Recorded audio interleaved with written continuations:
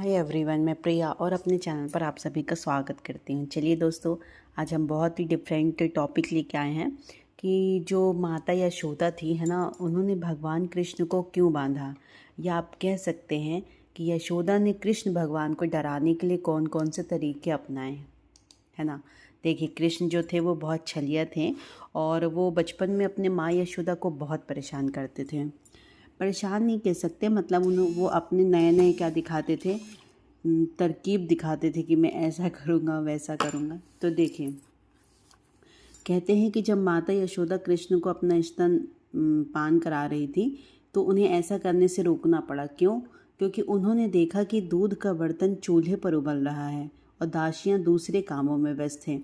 इसलिए उन्होंने कृष्ण को दूध पीने से रोक दिया और तुरंत ही दूध के बर्तन को भरने लगे। कृष्ण अपनी माँ के व्यवहार से बहुत क्रोधित हो गए और दही के बर्तनों को तोड़ने का उपाय सोचने लगे।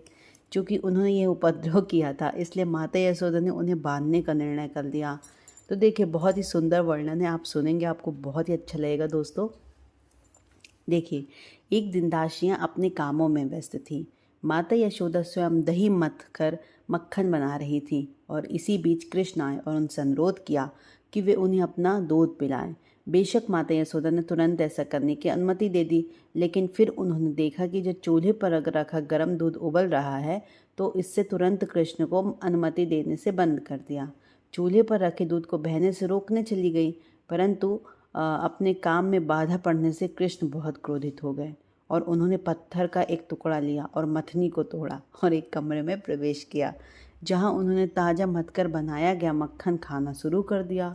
तब माता यशोदा बहते हुए दूध को साफ करके लौटी और बर्तन को टूटा हुआ देखी तो वे समझ गई कि यह नटखट कृष्ण का ही काम है और उन्होंने वे खोजने चली गई।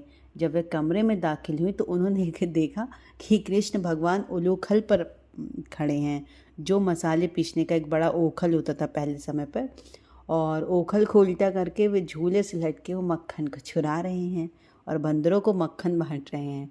जैसे ही कृष्ण देखा कि उनकी माँ आ गई हैं, वे तुरंत भागने लग गए और माता यशोदा उनका पीछा करने लगी।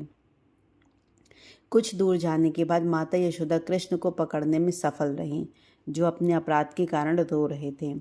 बेशक माता यशोदा ने कृष्ण को फिर से ऐसा करने पर दंडित करने की धमकी दी और उन्होंने उन्हें रस्सी से बांधने का फैसला लिया। दुर्भाग्य से जब रस्सी में गांठ लगाने का समय आया तो वह रस्सी से वह उन्हें बांधना चाहती थी कि 2 अंगुल की चौड़ाई के बराबर छोटी थी। जब उसने एक और रस्सी जोड़कर रस्सी को लंबा किया तो उसने फिर देखा कि वह 2 अंगुल फिर से छोटी है।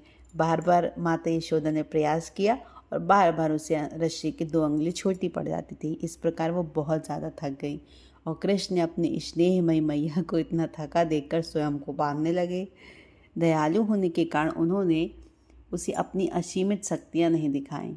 जब माता यशोदा ने कृष्ण को बांध लिया और अपने अन्य घरेलू कामों में व्यस्त हो गईं। अब देखिए, तो कृष्ण ने 2 यमला अर्जुन वृक्ष देखे, जो वास्तव में नवकूलर और मणिग्रीव थे। वे कुबेर के 2 पुत्र थे, जिन्हें नारद मुनि ने वृक्ष बनने के लिए निंदा की थी।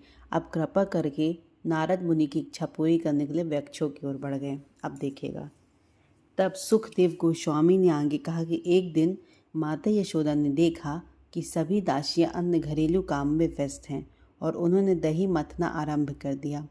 मथते समय उन्हें कृष्ण की बाल लीलाएं याद आ गईं और उन्होंने अपने तरीके से सभी लीलाओं के बारे में गीत रचे और उन्हें गाकर आनंद लिया। और केसरिया पीले रंग की साड़ी पहने, कमर पर कमरबंद बांधे माता यशोदा ने मथनी की रस्सी खींची और बहुत परिश्रम किया। उनकी चूड़ियाँ कुंडलियाँ हिल रही थीं और पूरा शरीर काँप रहा था। और अपने पुत्र के प्रति अत्यंत प्रेम के कारण उनके स्तन दूध भी भीगे हुए थे और उनका चेहरा, जिनकी भौहें अत्यधिक सुंदरी थीं, पसीना से भीगा हुआ था और उनके बालों से मालती के फूल झड़ रहे थे। जब यशोदा मक्खन मथ रही थी तो भगवान कृष्ण उनके समक्ष प्रकट हो गए थे और उनकी दिव्य प्रसन्नता को बढ़ाने के लिए उन्होंने मथनी पकड़ ली और मथनी को रोकने लगे। मतलब ये वही है, एक शॉर्टकट रूप में बताया गया है। तो देखिए, माता जो यशोदा है ना, माता यशोदा ने अपने कृष्ण को मतलब बांध दिया है रस्सी से। रस्सी से बांध दिया है। और जो कृष्ण भगवान है ना, वो बचपन से ही बहुत नटखट थे। तो यशोदा ने आखिर कृष्ण को डराने के लिए किया था, लेकिन वो तो भगवान वासुदेव नारायण है ना, उनसे कौन सा डर। लेकिन चलिए, बहुत ही सुंदर रहस्य था दोस्तों, ये बहुत ही सुंदर कथा है, हमने आपके साथ प्रस्तुत किया। आई होप आपको पसंद आया होगा। तो हमारी वीडियोस को ज़्यादा से ज़्यादा लोगों तक शेयर करें और हमारे चैनल को सब्सक्राइब भी करें। थैंक यू सो मच दोस्तों हमारी वीडियो को पूरा वॉच करने के लिए। और जो कृष्ण की लीलाएं हैं इसमें हम कंटिन्यू करेंगे दोस्तों, तो आप ज़रूर कृष्ण की लीलाएं की कथाएं सुनें और अपने फ्रेंड सर्कल में, फैमिली सर्कल में भी शेयर करें। देखिए, हमारे नटखट कान्हा की इतनी बाल लीलाएं हैं कि आप सुनकर बहुत ही प्रफुल्लित उठेंगे। चलिए, तो बाय बाय दोस्तों, जय माता दी। मतलब जो 30 तारीख से नवरात्रि लग रही है दोस्तों, है ना। मैंने लास्ट वीडियो माँ दुर्गा के ऊपर बनाया था, तो आप जाएं वहाँ पे विज़िट करें। चलिए, जय माता दी दोस्तों, जय श्री कृष्णा, जय श्री राम।